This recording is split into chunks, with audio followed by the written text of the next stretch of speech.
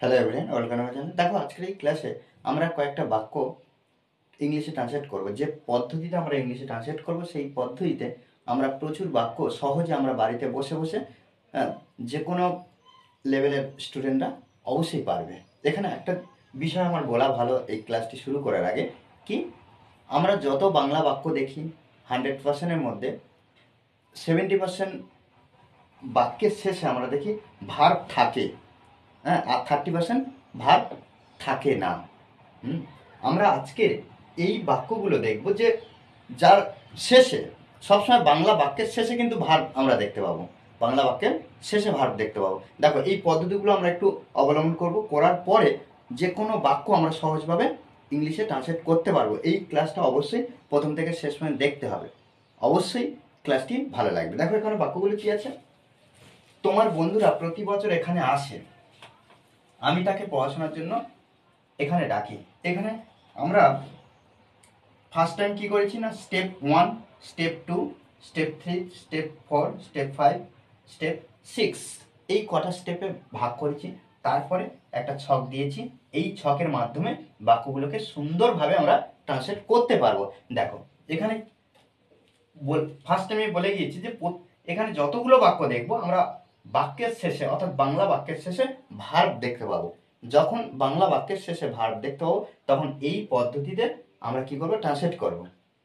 এখানে আমি ছকে কি লিখেছি, 1 নম্বর কি, কাকে বা কাদেরকে, কি, কিভাবে, কোথায়, কখন। তাহলে 1-এ কি আছে, কাকে বা কাদেরকে, 2-এ কি, 3-এ কিভাবে, 4-এ কোথায়, আর 5-এ কখন।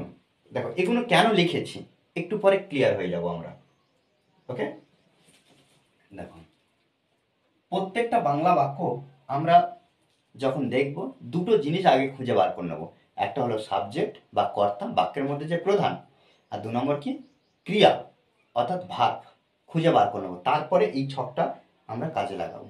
দেখো, তোমার বন্ধুরা প্রতি বছর এখানে আসে। ফার্স্ট টাইম আমরা দেখতে পাচ্ছি তোমার বন্ধুরা, এই বাক্যে কাদের কথা বলা হচ্ছে, তোমার বন্ধুরা, এটা তাহলে সাবজেক্ট। এখানে আসে, তাহলে এখানে আসে, প্রতি বছর এখানে আসে। ভার্ব কোনটা, ভার্ব কোনটা না, আসে। ভার্ব কোনটা, আসে। তাহলে আমরা এখানে চিহ্নিত করে দেবো। দেখো, যে পদ্ধতিতে করবো সেই পদ্ধতিতে কিন্তু আমাদেরকে অনুসরণ করতে হবে। তোমার বন্ধুরা, এটা হলো সাবজেক্ট, এটা কি সাবজেক্ট। তোমার বন্ধুরা আসে, এটা হলো ভার্ব। ব্যাস, ফার্স্ট টাইম আমাদের প্রথম ধাপের কাজ শেষ হয়ে গেল। ফার্স্ট টাইম আমরা কি করলাম, সাবজেক্ট খুঁজে বার করলাম, তারপরে ভার্ব নিয়ে আসলাম। এবারে এই ছকটা দেখো, আমরা লিখেছি যে কাকে বা কাদেরকে। আমরা বাক্যের মধ্যে যে ভার্বটা পাবো, যে ক্রিয়াটা খুঁজে পাবো, সেই ক্রিয়াকে দিয়ে প্রথমে আমরা কাকে বা কাদেরকে দিয়ে প্রশ্ন করব, তারপরে কি, তারপরে কিভাবে, তারপরে কোথায়, তারপরে কখন।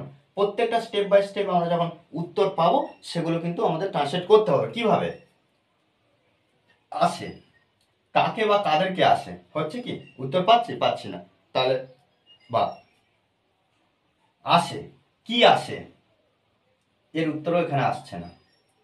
কিভাবে আসে, হচ্ছে না। কোথায় আসে, 4 নম্বরে আছে কি, কোথায় আসে, এখানে আসে। তাহলে এখানে এটাই এই 4 দিয়ে দেবো। কোথায় আসে না, এখানে আসে। কখন আসে, প্রতি বছর, তাহলে এটা 5 দেব। আশা করি ক্লিয়ার। কি হলো, প্রত্যেকটা বাক্য কি করব, আমরা সাবজেক্ট খুঁজে বার করব, তারপরে আমরা ভার্ব খুঁজে পাবো। এই ভার্বকে দিয়ে এই 5টা দেখতে পাচ্ছি, কাকে বা কাদেরকে, কি, কিভাবে, কোথায়, কখন, এটা ভালো করে মুখস্থ করে নিতে হবে। এটা দিয়ে প্রশ্ন করব। এবার ট্রান্সলেটটা কিভাবে করছি, ফার্স্ট টাইমে আমরা সাবজেক্ট বসাবো, তারপরে ভার্ব বসাবো, তারপরে 4 নম্বর বসাবো, তারপরে 5 নম্বর। অর্থাৎ 1, 2, 3, 4, 5 যদি একটা বাক্যের মধ্যে সব থাকে, আমরা প্রথমে 1 বসাবো, তারপর 2 বসাবো, তারপর 3 বসাবো, তারপর 4, তারপর 5। অর্থাৎ বাক্যের যে পুরো গঠনটা কি হচ্ছে, প্রথমে আমরা কি করব, সাবজেক্ট বসাবো, তারপরে ভার্ব বসাবো, তারপরে আমরা কি করব না, এখানে লিখে দেবো 1, 2, 3 4 5 তারপর প্লাস এক্সটেনশন,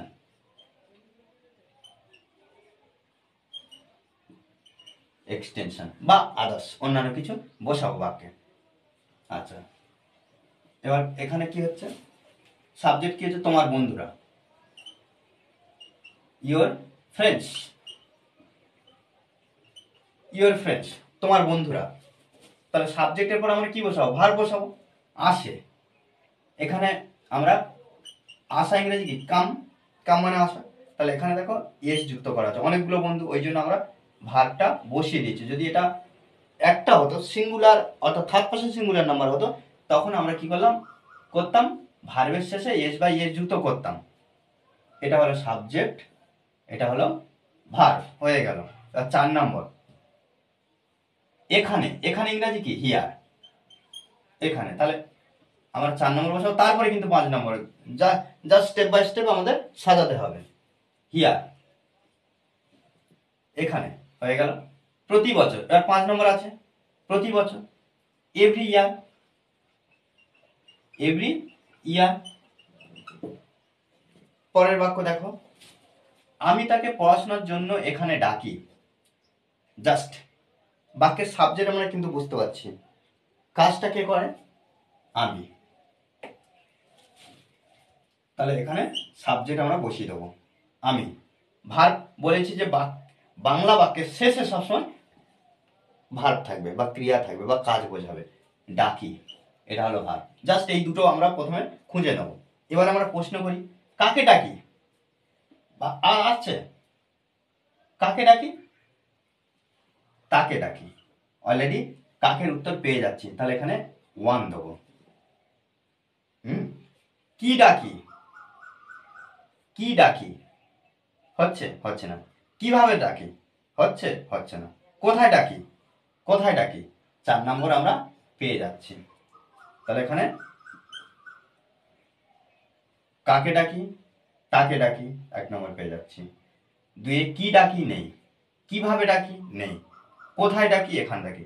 কখন ডাকি, এখানে নেই।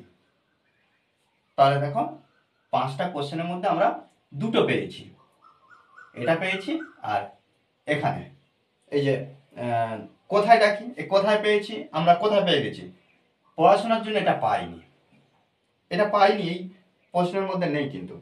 তাহলে কি হবে, তখন আমরা কি করতে হবে, এক্সটেনশন, অর্থাৎ এক্সট্রা, এই যে এক্সটেনশন হিসাবে লিখতে হবে বা আদার্স লিখবো। এর বাক্যটা কিভাবে ট্রান্সলেট করব, সাবজেক্ট কি, আই, আমি। আমি ডাকি, আমি ডাকি, আই কল, আই কল, আমি ডাকি। এবার আমরা দেখব 1 2 3 4 5, ভার্বের পরে 1 2 3 4 5, 1 আছে, আই কল হিম। ছেলেদের ক্ষেত্রে হিম ব্যবহার করলাম, এবার মেয়েদের ক্ষেত্রে যদি হয় এখানে হার ব্যবহার করব। তাহলে আই কল হিম, আমি তাকে ডাকি। এবার 1-এর পরে ডাইরেক্ট এখানে সংখ্যা হিসাবে আমরা দেখতে পাচ্ছি 4 আছে, 2 নেই, 3 নেই, 4 আছে। তাহলে হিয়ার, এখানে ইংরেজি here, I call him here, আমি তাকে এখানে ডাকি, আমি তাকে এখানে ডাকি। এবার এক্সটেনশন, পড়াশোনার জন্য, এই যে পড়াশোনার যুক্ত আছে, এই ধরনের এই রকম বিষয় থাকলে আমরা এই শব্দটা শেষে নিয়ে যাব আর তারপরে যে শব্দটা আগে নিয়ে যাব। এই যে জন্য ইংরেজি আমরা জানি কি, ফর মানে জন্য, পড়াশোনা, পড়াশোনা ইংরেজি কি, স্টাডি। বাক্য কমপ্লিট, ট্রান্সলেট করা। তাহলে কি হলো, আই কল হিম, আমি তাকে ডাকি এখানে, কিসের জন্য না, পড়াশোনার জন্য, ফর স্টাডি। ওকে, তারপর একটু বড় বাক্য আছে, কোনো অসুবিধা নেই, আমরা সহজভাবে একই পদ্ধতি অবলম্বন করব। আমার বন্ধুরা প্রতিদিন সকালে স্নানের জন্য জল ফোটায়। সাবজেক্ট কোনটা, পরিষ্কার বুঝতে পারছি কি, আমার বন্ধুরা প্রতিদিন সকালে স্নানের জন্য জল ফোটায়। ভার্ব কোনটা, ফোটায়, আমরা শেষে জানবো যে ভার্ব ফোটায়, আর এখানে সাবজেক্ট। এবারে আমরা প্রশ্ন করতে থাকবো, কাকে ফোটায় বা কাদেরকে ফোটায়, এরকম ব্যাপারটা নেই। এই কাকে বললে, কাকে আমরা যেহেতু এটা দেখতে পাচ্ছি কোনো বস্তু বোঝাচ্ছে, ওই জন্য আমার কাকে না, কি ফোটায়, এখানে আমার কির উত্তর জল, এখানে 2 দেবো, অর্থাৎ কির উত্তর পেয়ে যাচ্ছি। আচ্ছা, কিভাবে ফোটায়, কিভাবে উত্তর পাচ্ছি না, কোথায় ফোটায়, কিভাবে ফোটায় এখানে নেই, কোথায় ফোটায় নাই, কখন ফোটায় প্রতিদিন সকালে, কখন ফোটায় প্রতিদিন সকালে, তাহলে এখানে 5 পেয়ে যাচ্ছি। তাহলে 2 পেয়েছি, 5 পেয়েছি, কিন্তু এই যে স্থানের জন্য এটা কিন্তু পাইনি, জাস্ট এটা তাহলে এক্সটেনশন। ওকে, এক্সটেনশন হিসেবে ধরবো আমরা। তাহলে আমরা কি করছি, আমার বন্ধুরা, সাবজেক্ট আবার লিখবো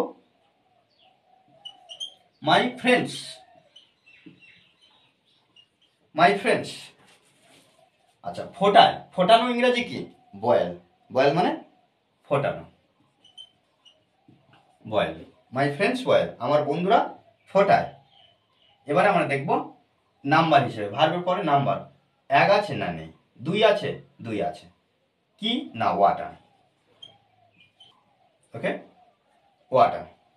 এখানে একটা জিনিস মনে রাখবো, আচ্ছা ওয়াটারের পরে এখানে 2 চলে এসছে, এরপরে সংখ্যা হিসেবে 5 হওয়ার কথা, কিন্তু একটা জিনিস মাথায় রাখতে হবে, 5 আর এক্সটেনশন যদি একসঙ্গে থাকে, অর্থাৎ সময় এবং অন্যান্য যদি একসাথে থাকে, আমরা কি করব, এই যে 5টা শেষে দেবো আর এক্সটেনশন আগে দেবো, অর্থাৎ এই যে এক্সটেনশনটা আর 5টা যদি একসঙ্গে থাকে, এক্সটেনশনের পরে তবে 5 দেবো, বোঝা গেল। তাহলে কি এখানে আমরা এক্সটেনশন আগে ব্যবহার করব, স্নানের জন্য ফর বাথ, স্নানের জন্য, তাহলে ফর বাথ, এখানে এক্সটেনশন লেখা হয়ে গেল। এবার প্রতিদিন সকালে, এভরি মর্নিং। ওকে, এভরি মর্নিং। দেখো এইভাবে আমাদেরকে ট্রান্সলেট করতে হবে। তারপর শেষের বাক্যটা কি, আমি প্রত্যহ সকালে চা পান করি, আমি প্রত্যহ সকালে চা পান করি, আমি প্রত্যহ সকালে চা পান করি। একইভাবে কি করব, আমি সাবজেক্ট, এই যে করি অর্থাৎ পান করি, এটা হলো ভার্ব। কাকে পান করি, যেহেতু আমার দেখতে পাচ্ছি কি কোনো বস্তুর ক্ষেত্রে প্রাণ নেই, ওই জন্য কি কি পান করি, চা, তাহলে এখানে 2 বসাবো। ডাইরেক্ট সময়, প্রত্যহ সকালে, তাহলে কখন, কিভাবে আর কোথায় এটা আসছে না, কখন, প্রত্যহ সকালে, অর্থাৎ এখানে 5 বসাবো। তাহলে সাবজেক্ট ভার্ব পেলাম, তারপরে 2 পেলাম আর 5 পেলাম, তাহলে এখানে আই। আচ্ছা, পান করি, চার ক্ষেত্রে আমরা টেক ব্যবহার করব, টেক, আই টেক কি, চা, টেক, এখানে পান করি আমরা টেক ব্যবহার করছি, 2 কি চা, টি, আই টেক টি। প্রত্যহ সকালে, এভরি মর্নিং, এর 5টা লাস্ট লিখব, এভরি মর্নিং। ওকে, দেখো এইভাবে কিন্তু আমরা হাজার হাজার বাংলা বাক্য থেকে ইংলিশে তৈরি করতে পারবো। জাস্ট এই পদ্ধতিটা কি হলো না, যে বাংলা বাক্যের শেষে আমরা ভার্ব খুঁজে পাবো, সেই বাংলা বাক্যগুলো আমরা এইভাবে ট্রান্সলেট করতে পারবো। ওকে, আর এই ক্লাসটি যদি ভালো লাগে অবশ্যই লাইক কমেন্ট শেয়ার, আর যারা এখনো পর্যন্ত আমার এই চ্যানেলটি সাবস্ক্রাইব করেননি তারা অবশ্যই চ্যানেলটি সাবস্ক্রাইব করে পাশে থাকবেন। Okay, thanks for watching this video.